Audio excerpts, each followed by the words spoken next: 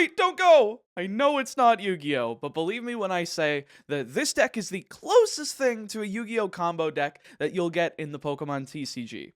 So come on, let's learn something new with Mew. How's it going, everybody? Sean of Chaotic Meatball TCG here, and welcome back to the channel. Recently, I attended YCS Hartford along with many fellow Yu-Gi-Tubers, among them being MBT. Mr. Joseph Rothschild himself has granted me the blessing of the 10-minute testing name for the Pokemon trading card game. I'm into both this and Yu-Gi-Oh, and I figured why not try to be the first person who successfully plays both as a creator. So with that, allow me to present one of the top decks of the current standard format, Mew VMAX. Now, while you might be staring at your screen right now, you'll realize, oh, where's the deck? This is how the deck is shown. I have no way of pulling up the full deck, so let's hop on over to Jake Gearhart's app that he has on browser so I can show you the full deck and it doesn't look like booty. So here's the deck. I got this one from Roman Stavenow's top 8 list at the recent Vancouver Regionals, so shoutouts to him. Let's get into this deck's playstyle and card by card. So the game plan of Mew VMAX is pretty reactive, though generally you'll want to end with a board of 3 Genesect V, 2 Mew V, and an Oricorio on the play to ensure you force through a Mew VMAX on the next turn regardless of if your opponent tries to gust up one of your Vs, but on the draw you'll likely want to set up a turn 2 Meloetta.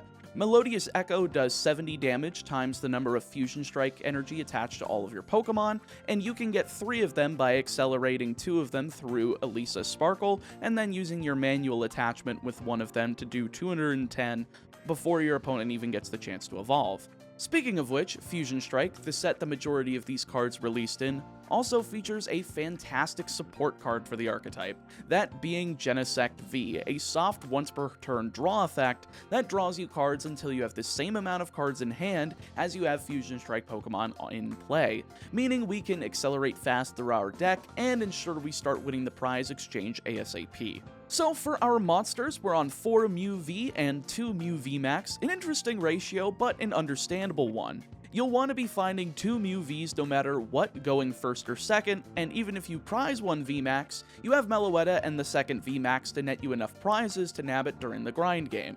We're on 4 Genesect, this card is probably the best one in the deck, hands down, draws you to infinity. 2 Meloetta for Melodious Echo, and 1 Oricorio. This has an effect that lowers damage to your Fusion Strike Pokemon by 20, which comes up much more frequently than you'd expect. We're on a whopping 40 trainers for this build, 4 Quick Ball for searching basics, 4 Ultra Ball for both pitching useless cards out of hand and to allow more Genesect digging, 4 Battle VIP Pass. This card's crazy. To bench 2 basics from deck on your first turn, just any 2 for free, is pretty crazy. And in conjunction as dead cards later on, you can use those extra copies to pitch for our 4 Cramomatic. This discards an item card, flip a coin, if had search for any card in the deck. No need to reveal it to your opponent, just search for a card. Our last 4 of is Power Tablet, allowing for Fusion Strike Pokemon to do 30 more damage during the activation turn, which can stack, so it helps grab KOs on V-Stars and V-Maxes, as well as those pesky Vs like Origin Palkia that have 220 HP. Moving on to our less than 4 ofs, 3 Pokemon Catcher for turns we want both the Elisa Sparkle attachments and a boss's orders, but since those are both supporters, we need something to compensate, and this is our best option. 2 Switch and 1 Escape Rope for swapping out. Situations like getting stranded with an active Genesect where it's the only basic you've drawn happens quite a lot, so that kind of helps you get out of that situation. Not to mention, Escape Rope can technically be a gusting effect if your opponent only has 2 Mons on board, which does come up occasionally. 2 Rotom Phone for stacking the top of the deck. This helps us play around Marnie by stacking one of our 3 Stadium cards if we end up finding it on the top 5. Essentially, we're using this card to dig for our 2 Rose Tower or our 1 Training Court to boot out stuff like Temple of Sinnoh, which means our special energies do not provide any additional effects and are only colorless, and Path to the Peak, which, if you're familiar with Skill Drain, is essentially Skill Drain on a field spell. Lastly, we're playing a few 1-ofs. Choice Belt, basically a 5th semi-permanent power tablet, Echoing Horn, and Fog Crystal. As for supporters, we're only on 6 of them. 3 Elisa's Sparkle so that we can grab 2 energies from deck and attach it to 2 different Pokemon. That allows us to use our manual attachment to power up something like a Meloetta with another Fusion Strike energy, or a Mew VMAX with either that, another double turbo, or even just a basic Psychic energy. This card is very powerful for the archetype. 2 Boss's Orders, this is just a gusting effect, grab a Pokemon off your opponent's bench and put it in the active, and 1 Marnie. Sometimes you need to be able to draw cards while under Path to the Peak, and Marnie really helps with that. I think this is a pretty good include, even though some people don't like to play any different supporters aside from Sparkle or Orders. As for energy, we're on the standard 4 Fusion Strike, 2 Psychic, and 1 Double Turbo. 2 Psychic plays around the Duraludon VMAX matchup pretty well, but that deck somewhat fell off, though having the option to add it back off of Training Court is pretty useful, and Double Turbo fuels the entirety of a Mew VMAX's Cross Fusion Strike in 1 turn if it comes down to it. But with that, let's get into the games. So this deck is really powerful, but also quite strange. If you're familiar with Yu-Gi-Oh!, you'll see that Mew VMAX has what's known as the Virtual World problem, where about 20% of hands result in bricks like this. Sure, all of these cards are great, but certainly not in this combination. No Mew or Meloetta to unload energy onto, and too many switch cards that are best left to be used when we get into those attackers basically means this Darkrai V-Star player is able to eat our board for breakfast. Normally, we have a terrible matchup against this deck anyway due to weakness, and the fact that V-Stars don't prize trade favorably with our VMAX Pokemon, but this is just rubbing salt into the wound. Our first real match is against Astral Radiance newcomer Hisuian Lilligant V-Star, and showcases the power of Mew VMAX on the draw. Our opponent wins the coin flip and is going first, and of course we start with just Genesect, but we should be able to play out of this thanks to an Ultra Ball and Marnie. Our opponent doesn't set up much, using Ultra Ball to search out for a Crobat V and uses Pokegear 3.0 to get a supporter for the next turn, but upon seeing a top deck Battle VIP pass, I know this is already over. We bench down Genesect and Mew while using Ultra Ball, pitching a Power Tablet and the Marnie to get a third Genesect, then unloading our hand to draw with our first Genesect. Echoing Horn is nice here, seeing as we have Eldegoss V exactly in discard, clogging our opponent's board as it's not an attacker, and Escape Rope gets me into my Mew, though that means we're not taking out Lilligant this turn. Crobat comes in as we draw, seeing 2 more VIP passes, though we only need 1, benching another Mew and Meloetta as we use Ultra Ball, failing to find in order to draw 6. Oh man, this hand is spicy. But I figured the best thing to do here is to Cram-O-Matic for an Elisa's Sparkle, then Rotom Phone in the hope to find a third Fusion Strike energy, and we do, drawing and attaching manually to Meloetta, retreating and destroying Crobat with a one-shot to take 2 prizes. We're already winning favorably with the prize exchange as Lilligant V-Star hits the board, using their power Star Perfume to search for 5 cards, an Applin, another Lilligant, and 3 Grass Energy. Benching both and using the supporter Gardenia's Vigor to draw 2 and attach 2 Grass Energy, then using the manual attachment on the third on Lilligant V-Star to KO our Meloetta. But that's fine, as it's already served the purpose needed. I've got 1 Power Tablet, and all I need is a second or a Choice Belt to grab the KO on this V-Star. So I'm digging pretty heavily here, discarding useless cards until I run across... Ah, yes, the TCG Live curse. This game just sometimes does not work. Quick Ball forces me to wait until the timer elapses, but that's fine as I can just draw 4 more off of Genesect, getting an Ultra Ball to pitch more cards, then drawing 3 more, though unable to find another card to grab the KO. So I just use the 2 Pokemon catchers in hand in the hopes I can snipe off the other Lilligant, but this doesn't end up working either as both land tails and I hit for 240, just 20 shy. That's fine though, I'm still technically ahead on the prize exchange since there's no way this deck can produce enough damage to one-shot a Mew VMAX. We do see the Flapples come down, as well as a Miltank which prevents damage from Vs on it, but thankfully Max Miracle is an attack unaffected by our opponent's active Pokemon, so that's not a problem. We take 260 and draw, replacing their Stadium and just drawing for the sake of drawing, dropping a Cross Fusion Strike targeting our benched Mew's Psychic Leap for the KO, and using the effect to shuffle back in so our opponent cannot take the KO on our Mew VMAX as we just go into a fully healed one. We're in the pretty commanding position here, and unless we misplay poorly, we shouldn't see anything bad happen. Our opponent also doesn't read as they attempt to use Flapple's effect to dump 20 damage onto our Mew VMAX, but the Fusion Strike energy prevents ability damage, making it so that they have to draw away to retreat into Miltank, which they do find an Air Balloon, but since I already have an energy in boss's orders, I drop both down to pick up the last KO and the win. Our second game is against Single Strike Dark Box. I wanted to find a game that showcases the power of Oricorio reducing damage taken, and I think this one nails that goal on the head. Our opponent wins the coin flip and decides to go first, and we start off with 3 great Pokemon along with some good trainers. Though our opponent mulligans and allows for me to draw an additional card as they start off with Moltres, benching Umbreon, then grabbing and benching Houndour with Quick Ball, discarding a Darkness Energy, and using Moltres' ability to attach it from the discard. We've got Choice Belt dropping onto Umbreon, leaving 2 cards in hand as our opponent passes turn.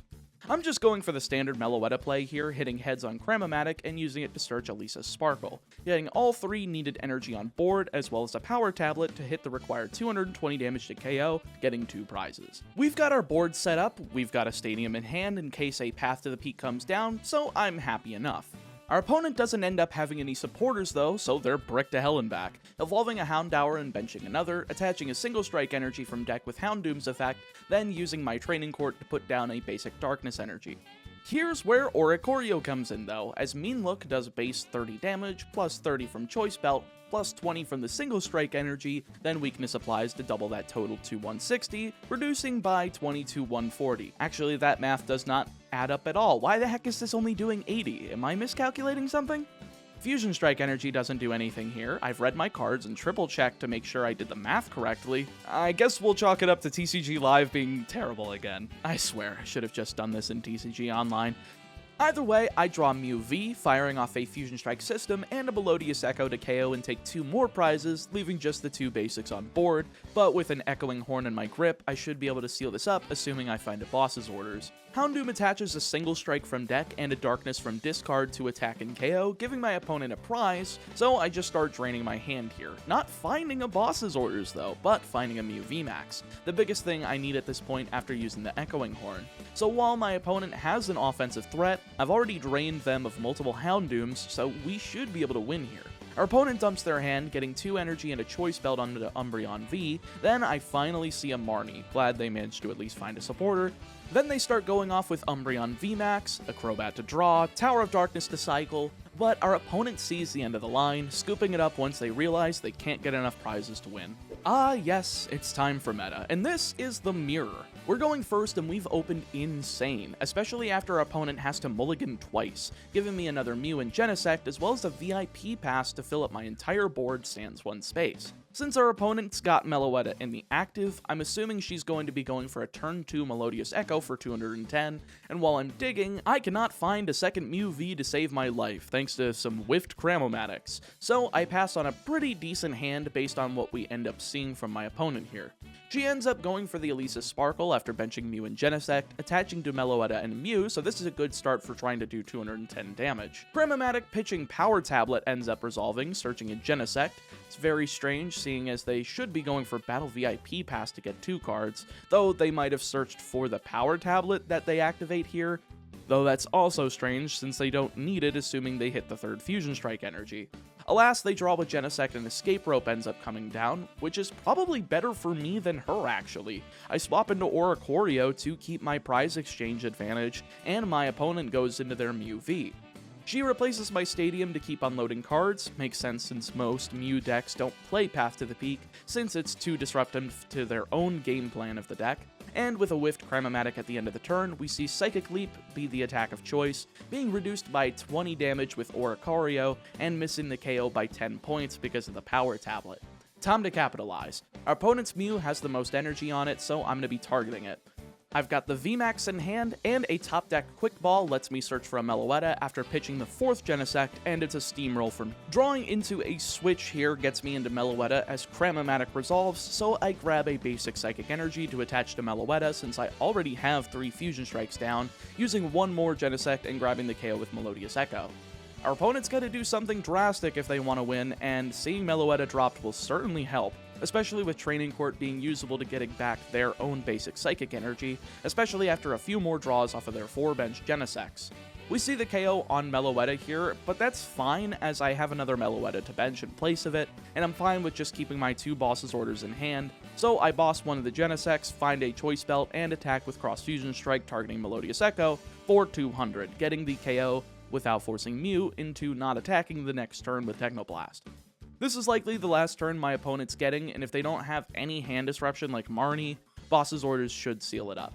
My opponent is trying to dig to KO with Mew VMAX of their own, though whiffing Crematic after an escape rope switch into boss's orders is quite rough, only doing 220 and allowing me to fire off a boss's orders into a Genesect using Technoblast and getting the last 2 prizes to win. So we're back with the deck, and this is definitely still top tier in today's meta. Now sure, I didn't show off games against decks like Origin Dialga and Palkia V-Star, Arceus Inteleon, Jolteon VMAX, and many other matchups, and while I would have loved to, though I am showing a little bit of a speed-up version of Jolteon and Palkia on screen, there would be more like 30-minute testing if I did, which we're already pushing the name convention to the limit here. Overall though, the deck is incredibly powerful. In the hands of a skilled pilot, Mew VMAX can draw through half the deck turn 1, while setting up a board that plays around boss's orders, Fan of Waves, and even in good case scenarios, Path to the Peak and Marnie, and sometimes even in combination if you stack the right card with a Rotom Phone. Plus, this deck is incredibly forgiving for newcomers while also having a high skill ceiling. I'm sure I have higher than average amount of Yu-Gi-Oh players watching this, and this is probably the closest thing, like I said in the intro, you will get to a Yu-Gi-Oh combo deck in the Pokemon TCG, and I think it's a great entry point if you're interested in trying this game for yourself. While Arceus V-Star may be the biggest representative in the meta right now, don't look down on Mew. We'll likely be seeing it playable until it rotates out of the format in 2023. Stay safe, stay healthy, and I'll see you next time. Hey everybody, thanks for watching the video. If you liked it, click on one of these other videos, you'll probably enjoy them too. And if you really enjoyed the video and want to help me produce more content like this, head over to my Patreon page to support me directly. Every little bit helps, and it goes straight back into both of my channels. Stay safe, stay healthy, and we'll see you next time.